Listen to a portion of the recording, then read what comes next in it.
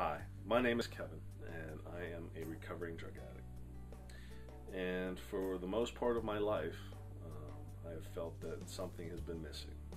But yet, I still felt in control of my life, that I was going to do everything on my own and only rely on myself. I went to school, I got a degree in nursing, had a good job,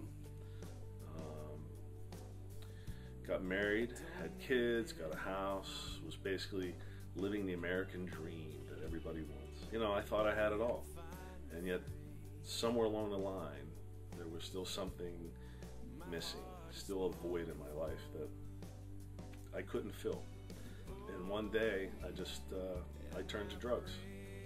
You know, and I thought I found my answer. You know, they made me feel good, they took away the pain, the emotions, and everything that I had never dealt with, I guess, up until that point in my life. My drug use was basically all-consuming. I lost my health, I lost my job, I lost my kids,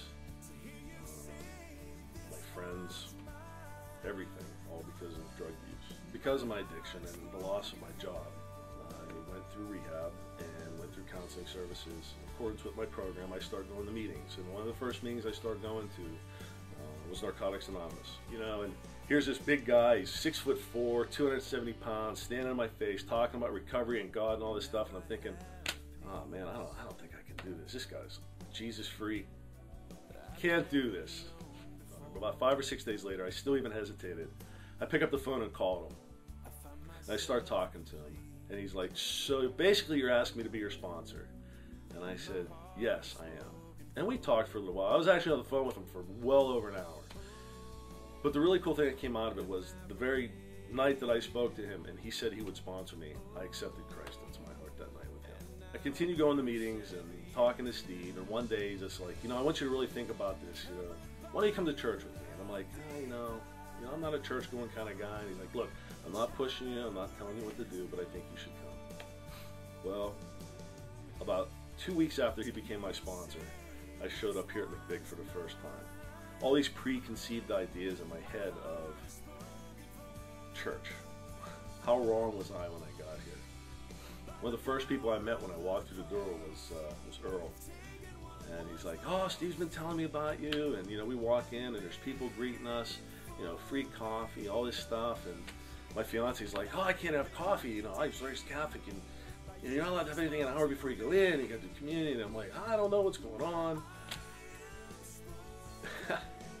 Needless to say, I've been coming since. 3 months ago, I laid in a hospital bed dying.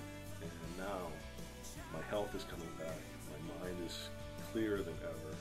He has given me great things. And I've turned all my burdens over to him. And everything in my life since then has become not necessarily easier, but I don't carry the weight of those burdens with me, weighing me down. Even though I know he's with me now, my hope is that one day, when it's my time to leave this world,